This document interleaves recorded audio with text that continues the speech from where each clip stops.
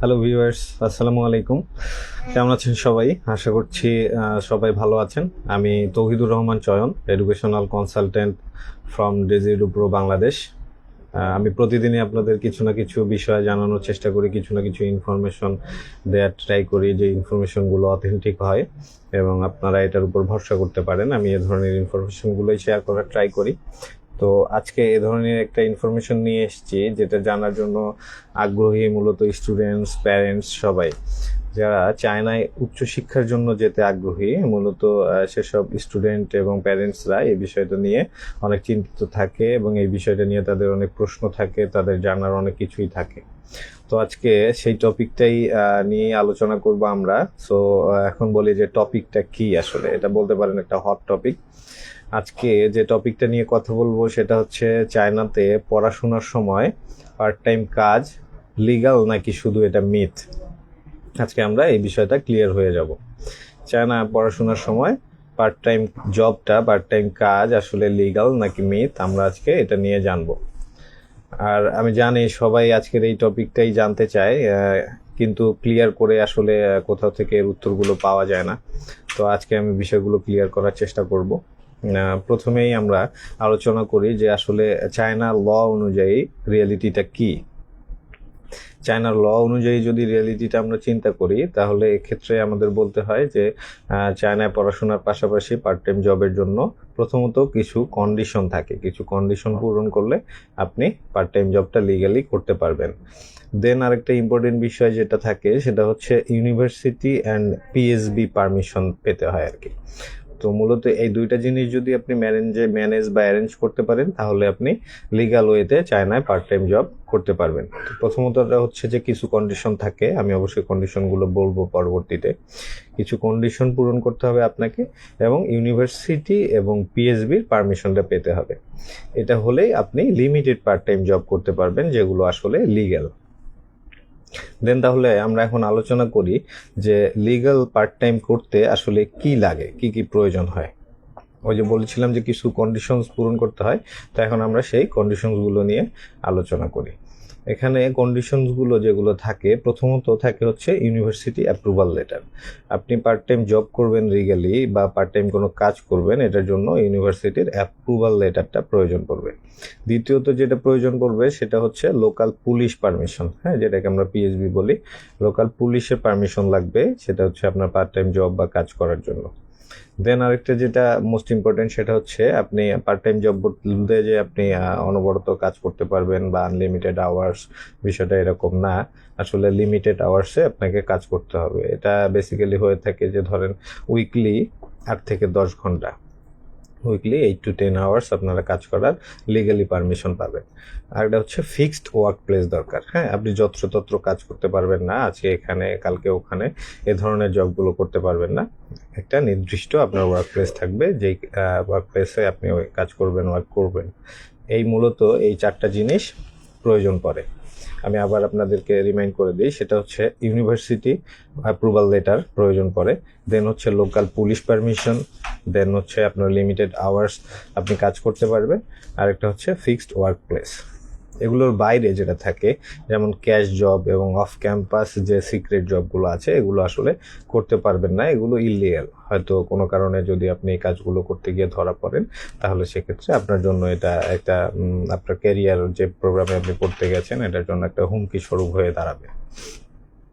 দেন আসলে এটা হচ্ছে লিগ্যাল ওয়েতে কিভাবে কাজ করা যায়, আমি এটা বললাম আপনাদের। দেন এখন আসলে আলোচনা করি যে ইললিগ্যাল কাজ করলে আসলে রিস্কটা কী হয়। ইললিগালি যেমন বললাম যে আপনারা যদি ক্যাশ জব করেন বা হচ্ছে অফ ক্যাম্পাস কোনো জব করেন, আপনাদের ওয়ার্ক প্লেসটা যদি ফিক্স না হয়, তাহলে এই পার্ট টাইমের এই কাজগুলো চলে যায় হচ্ছে ইললিগাল কাজ হিসেবে। তো ইললিগাল কাজ করলে যে রিস্কগুলো থাকে, সেগুলো প্রথমত হচ্ছে আপনার ভিসা ক্যান্সেল হওয়ার একটা রিস্ক থাকে। দেন হচ্ছে আপনাকে জরিমানা করা হতে পারে, আপনার ফাইন দিতে লাগতে পারে। দেন হচ্ছে আপনার পাসপোর্টটা ব্ল্যাকলিস্ট হয়ে যেতে পারে। দেন হচ্ছে ফিউচার চায়না এন্ট্রি আপনার জন্য ব্যান হয়ে যেতে পারে। এই 4 ধরনের প্রবলেম আপনার হতে পারে যদি আপনি ইলিগাল কোনো কাজ করেন। আরও একবার রিমাইন্ড করে দিই কী হতে পারে। প্রথমত আপনার ভিসা ক্যান্সেল হয়ে যেতে পারে। দেন হচ্ছে আপনাকে ফাইন দিতে লাগতে পারে বা জরিমানা দিতে লাগতে পারে। দেন হচ্ছে আপনার পাসপোর্টটা ব্লকলিস্ট হয়ে যেতে পারে। দেন আপনার ফিউচার চায়না এন্ট্রিটা ব্যান হয়ে যেতে পারে। আর এসব যদি স্কলারশিপ স্টুডেন্টের হয়ে থাকে তাহলে রিস্ক আরও বেশি, কারণ মূলত চায়না প্রোভাইড করে স্কলারশিপ এজন্যই প্রোভাইড করে যে আপনি পড়াশোনার খরচটা অনেক কম থাকবে বা পড়াশোনার খরচটা আপনার থাকবে না, আপনি পুরো মনোযোগটা পড়াশোনাতেই দেবেন। আদার্স কোনো বিষয় নিয়ে, যেমন এই পার্ট টাইম জবই বলে, আদার্স কোনো বিষয় নিয়ে আপনার মাথায় কোনো চিন্তা থাকবে না, আপনি টেন্স থাকবেন না, আপনি জাস্ট পড়াশোনা করবেন মন দিয়ে। বিষয়টা এরকম, যার জন্যই চায়না মূলত স্টুডেন্টদের স্কলারশিপগুলো দিয়ে থাকে। দেন এখন ইনকাম রিয়েলিটিতে আসে। আপনি লিগালি হোক ইলিগালি হোক কাজ করতে পারবেন। ইলিগালি করলে হয়তো বা আপনি প্রবলেমে পড়তে পারেন বিভিন্ন রকম, আর লিগালি তো কাজ করতে পারবেন, সেটারও অপশন আছে। তো এখন আপনি লিগালিও যদি কাজ করেন তাহলে ইনকাম রিয়েলিটিটা কি হয়। প্রথমেই আমি আপনাদেরকে বলেছি আসলে আপনারা লিমিটেড আওয়ার্স, যারা লিগালি পার্ট টাইম জব করতে পারবেন তারা লিমিটেড আওয়ার্স কাজ করতে পারবেন, এমন না যে আপনি আনলিমিটেড আওয়ার্স কাজ করতে পারবেন। সো আপনি যদি লিমিটেড আওয়ার্স উইকলি 8 থেকে 10 ঘন্টা মাত্র কাজ করেন তাহলে মান্থলি আপনার কাজ আসতেছে হচ্ছে টোটাল 40 থেকে 50 ঘন্টা বা 50 থেকে 70 ঘন্টা এরকম আওয়ার্স আপনি কাজ করতে পারবেন। তো এটাতে আপনার ইনকামটা যেটা হবে, ইনকাম রিয়েলিটিটা এরকম, আপনি টিউশন ফি, আপনি যদি স্কলারশিপে না যান তাহলে আপনার টিউশন ফি এবং লিভিং কস্ট যে পুরোটা কাভার হয়ে যাবে এই ইনকাম দিয়ে। বিষয়টা এমন না আপনি এই পরিমাণও ইনকামটা করতে পারবেন না লিগ্যাল ওয়েতে। হ্যাঁ, হয়তো বা আপনার পকেট মানি এবং এক্সপিরিয়েন্স গ্যাদার করার যে বিষয়টা থাকে আপনি এই বিষয়গুলো পাবেন, বা আপনি পকেট মানি যেটা এটা চলতে পারবেন। দেন হচ্ছে আপনার এক্সপিরিয়েন্স হবে চায়নায় আসলে ওয়ার্ক প্লেসগুলো কীরকম হয়, ওয়ার্ক এনভায়রনমেন্টগুলো কীরকম হয়, এই বিষয়ে আপনার অভিজ্ঞতা হবে। আর বলতে গেলে আসলে পার্ট টাইম জব মূলত এটা একটা সাপোর্ট, সলিউশন না কখনোই। তো আপনি হয়তো সাপোর্ট পাবেন কিছু ফিনান্সিয়ালি পার্ট টাইম জব করলে। আর একটা মোস্ট ইম্পর্টেন্ট বিষয় যেটা জেনে হয়তো বা আপনারা খুশি হবেন, চায়নাতে যদিও পার্ট টাইম জবের ক্ষেত্রে কিছু রেস্ট্রিকশন থাকে, লিমিটেশনস থাকে, কিন্তু চায়নায় টিউশন এবং বিজনেসটা এটা আসলে মেইনলি ওপেন থাকে। যে কোনো স্টুডেন্ট যে কোনো প্রোগ্রামের, এটা হতে পারে ডিপ্লোমা, ব্যাচেলর, মাস্টার্স, পিএইচডি, যে কোনো প্রোগ্রামের স্টুডেন্টই টিউশনটা করাতে পারবে। টিউশনের পাশাপাশি সে বিজনেসও করতে পারবে। চায়নাতে জবে যদিও বাধা ধরা কিছু বিষয় থাকে, কিন্তু বিজনেসে এই বিষয়টা থাকে না, স্টুডেন্টদের জন্য বিজনেস ওপেন থাকে। চায়না চায় যে স্টুডেন্টরা শুরু থেকে বিজনেস শিখুক, তারা উদ্যোক্তা হোক, এ ধরনের তাদের বড় হওয়ার সুযোগ থাকুক, তারা নতুন নতুন জিনিস শিখুক, যার কারণে স্টুডেন্টরা পড়াশোনার পাশাপাশি বিজনেস করতে পারে, এটাতে কোনো লিমিটেশনস নেই, এবং সেই সাথে টিউশনিও করাতে পারে। চায়না টিউশনির একটা ভালো ডিমান্ড আছে, মোটামুটি টিউশনি করিয়েই অনেকটা একটা ভালো ধরনের ইনকাম করা সম্ভব।